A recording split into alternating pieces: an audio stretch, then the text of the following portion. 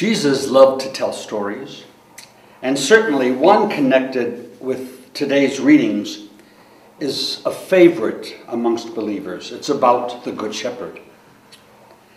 I think most people love stories that can be so powerful.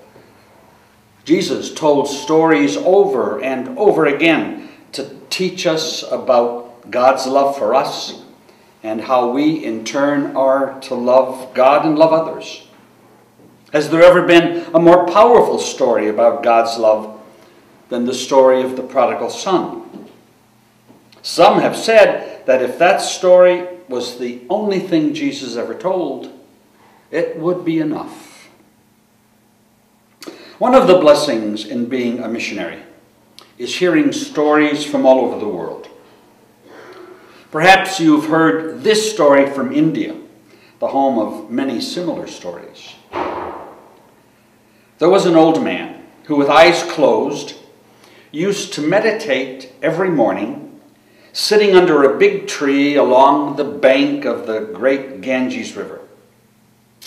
One morning, after he had finished his meditation, he opened his eyes and he saw a scorpion floating helplessly caught up in the current of the river, which was bringing the scorpion closer to where he sat under the tree.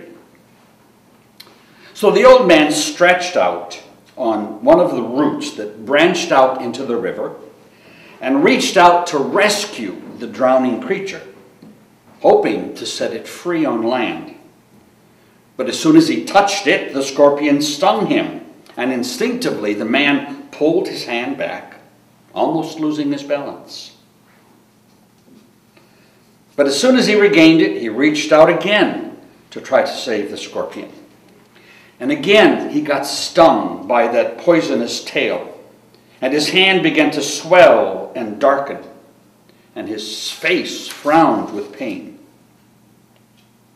Just then, a passerby who had been watching what the old man was doing shouted at him, "You stupid fool, what's wrong with you? You've got to be an idiot to risk your life for such a dangerous, useless creature. You could get killed trying to save it." The old man turned his head to see who was scolding him, and then gently said to him, "My friend, just because it is in the scorpion's nature to sting, that does not change my nature to save." Most tellings of the story that I've heard seem to end there. But I did hear one which went on to say that the old man did save the scorpion and did die of the scorpion's sting.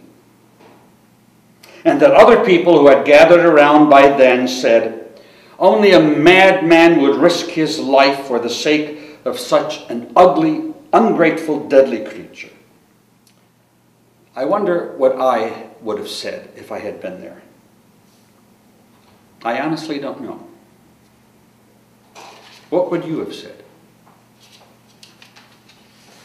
But what I do know is that you and I have been saved by one who was stung to death, by nails, by a crown of thorns, by the barbs of a whip, by the splinters of the wood of the cross, and by a lance thrust into his side. And as he died, suffering such great pain and the scorn of those watching, he said, "Father, forgive them. They don't know what they are doing." In his stories about good shepherding, Jesus tells us that a good shepherd is someone whose nature it is to save. Actually, whose nature it is to choose to save. And we see that at work in the gospel today. Jesus and his disciples are heading off to an out-of-the-way place for some needed rest and recuperation. But the crowds beat them to it, and seeing their situation, Jesus took pity on them and began to teach them at great length, we are told, because he saw that they were without shepherds. A situation that Jeremiah addresses so strongly in today's first reading. The responsorial psalm, Psalm 23, provides us with the most prayerful response to today's readings. The Lord is my shepherd. There is nothing I shall want.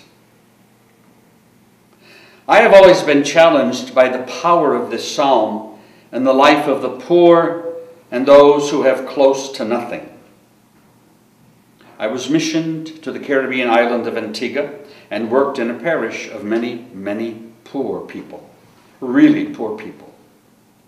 Most of the older folks could not read, but they knew this psalm by heart and many other psalms also, but this one in particular. In their poverty, they found comfort and hope in the Lord being their shepherd.